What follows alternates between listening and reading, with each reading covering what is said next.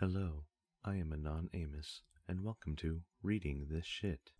Today's story features Darkness is Magic by Najee. Author's note. Well, here is my first story, and I hope you all enjoy it. Timeline in Equestria takes place 2 months after Shining Armor and Princess Cadence's wedding. Anti-hero. The main character will be an anti-hero, meaning he's 50% good and 50% bad because of nightmare powers. Genre: action/adventure, romance, humor, suspense, supernatural, hurt/comfort, and horror later on. Explicit: blood and gore, profanity, and sex.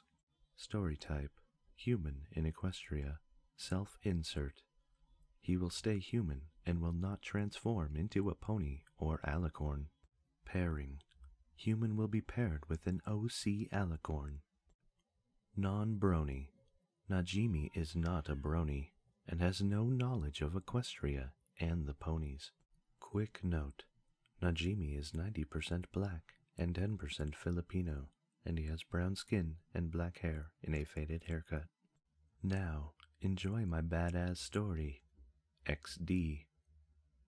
Chapter 1: The Black Wristband. I woke up at 8 o'clock am letting out a big yawn. I got up to put on my black pajama pants and walked downstairs. I'm just an ordinary black teen. I have black hair and brown eyes, and my height is 5'7". My name is Najee Porsche. It's Arabian, but I'm not Arabian. It's just the name. I'm also 17. After going down the stairs, I walked to the kitchen to get some break feast. I decided to eat some Pop-Tarts. I walked to the cabinet and took out and ripped open the wrapper that kept it sealed. I put the Pop-Tarts in the toaster and waited for them to be ready. My puppy came through the small door from the backyard and barked excitedly at me.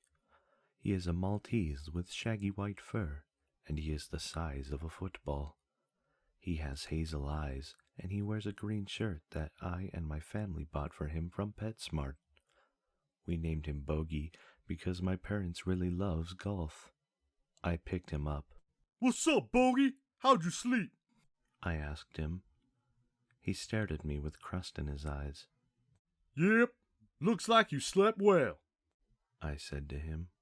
I put him down and sat on my black couch.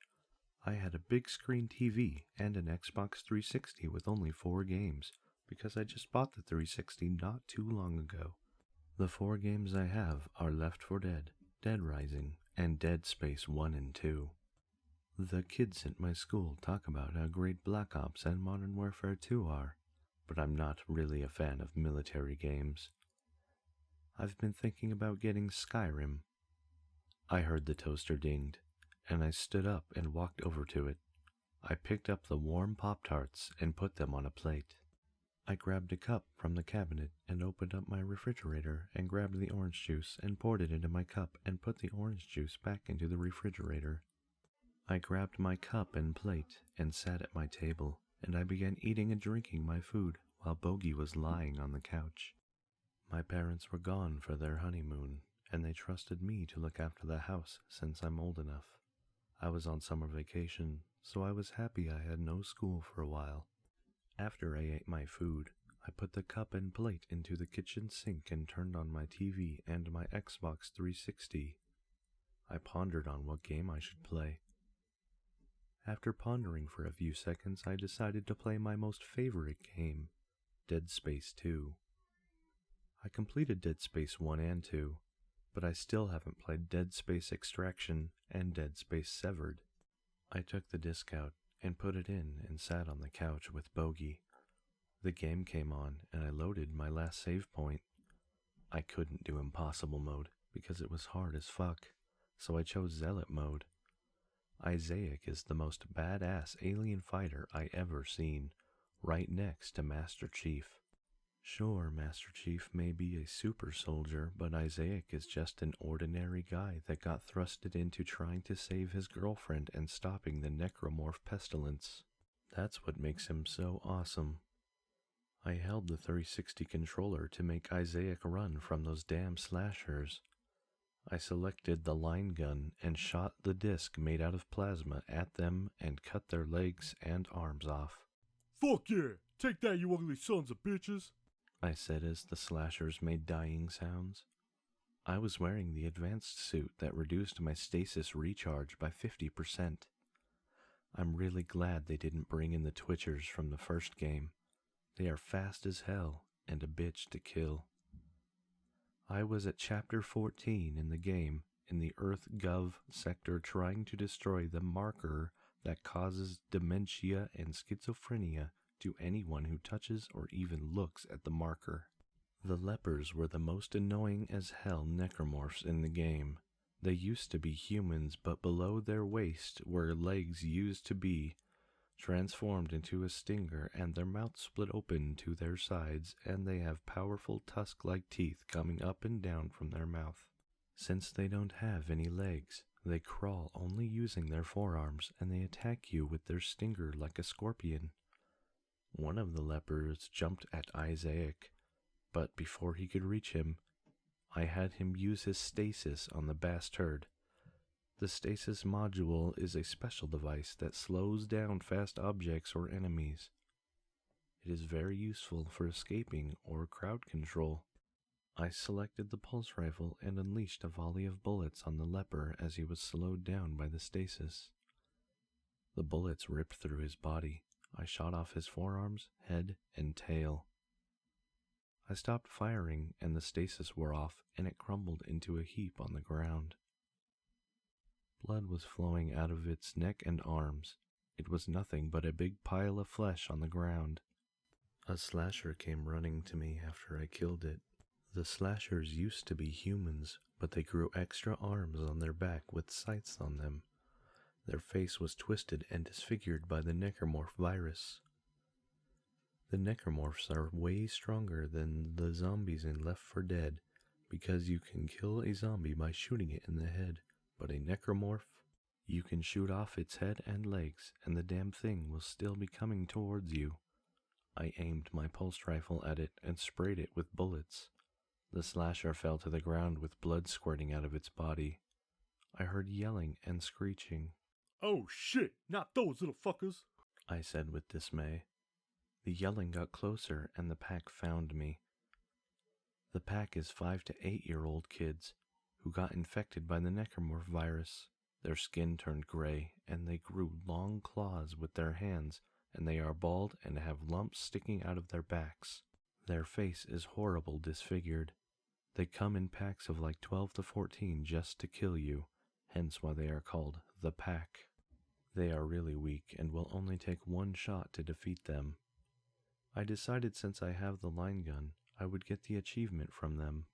It's called My Boomstick, where I have to kill 6 enemies at once with the mine from the line gun. I ran around and slowed the pack with the stasis and shot out the mine, and the next thing I know it, boom, and blood and limbs flew all over the place. Achievement unlocked. 20G, My Boomstick. Fuck yeah! Take that, you ugly bitches! I said with excitement. I went to the dead bodies and had Isaac stomp on them for goodies that they drop. I really like how Isaac stomps and curses as he stomps. He says things like, Fucker! Fucking die! Oh shit! Ugh! Motherfucker!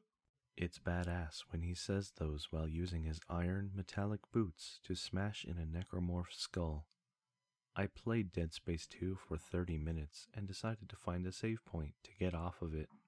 I saved at Chapter 15 because I didn't feel like fighting the Ubermorph today. I turned off my 360 and the TV and looked to my side to see Bogey sleeping peacefully on the couch. The sun was shining through the window, and I decided to jog around the lake because the community where I live is next to a man-made lake. I stood up from the couch and walked up the stairs to my room. I opened up my closet and took off the black shirt I was wearing and put on a plain white t-shirt. I took off my pajama pants and looked in the closet for pants that I can wear. I grabbed black jeans and slipped them on. I put on my socks and wore my red Nike shoes I got from Foot Locker. I grabbed my black hoodie that was in my closet and put it on. I had gray streaks going down the zipper and the sleeves. I had the number 94 on the right sleeve. I grabbed my dog tag that was on my dresser and wore it around my neck. My uncle gave it to me when he served in the military. It had no name or number, but I had the picture of flames on it. I'm not really a fan of the military or government, but the dog tag was still awesome. I grabbed my iPod and keys and walked downstairs to the front door and opened it up to not wake Bogey. I locked the door and I turned my iPod on and scrolled through the list and picked Gold Digger by Kanye West, and I put my earbuds on and began jogging around the lake. She take my money while I'm in need. Yeah, she's a triflin' friend, indeed. Oh, she's a gold digger, way over top, that digs on me. Now I ain't sayin' she's a gold digger, but she ain't messin' with no broke niggas. Get down, girl. Go ahead, get down. I jogged for 20 minutes and I came back to my house exhausted. I took off my earbuds and turned off my iPod and put it back in my pocket. I opened the door to see Bogey barking at me very loudly. Hey there, little buddy, I'm back, I said to him with a smile.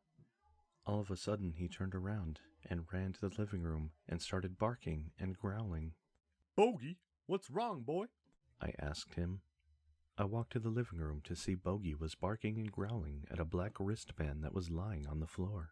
The wristband looked like it was made of rubber, and it had chrome spikes on it, like something the hipsters at my high school would wear. I walked up to it and picked it up while Bogey was growling at it. I had no idea where it came from. That's strange. How come I didn't see this when I was in the living room before I left? I thought to myself. Bogey's growling was calming now. Well, I don't know where it came from, but I'll keep it in my room to show my parents, I said to myself. Bogey stopped growling and lay down on the couch to take a nap. I walked upstairs and put the wristband on the dresser, and I turned on the TV I had in my room and grabbed the remote and changed the channel to Cartoon Network because my favorite cartoon regular show is about to come on. I had this strange feeling in my mind, and I looked at the wristband resting on the dresser. Why do I feel like the wristband is calling to me? Is it demonic or something? I thought, shivering at the thought. I shook it off because I was overreacting. I decided to try it on because I do love the color black and red, and it will match my clothing. I stood up and grabbed the wristband and slipped it on my right wrist and sat back down to watch regular show. Mordecai and Rigby are funny as hell in the show. All of a sudden, my wrist starts to vibrate, and I look down to see a black aura emitting from the wristband and consuming my arm like the black goop that consumed Spider-Man or consumed that other guy creating Venom. What the fuck? I couldn't finish my sentence as I was consumed completely by the black aura, and I shut my eyes tight. After 7 seconds, I had this falling feeling, and I opened my eyes to find that I was plummeting through a blue sky. Holy shit! I screamed in fear as I was dropping through clouds. I was heading for a lake that I felt relived. I got into cannonball formation as I was nearing the lake. If I don't survive this, I love you, my family and friends, I thought in my head. As I got closer, I yelled, Cannonball! And the next thing I know it, splash. Author's note. Yay for my first chapter, :D. It was awesome. What happens to him now?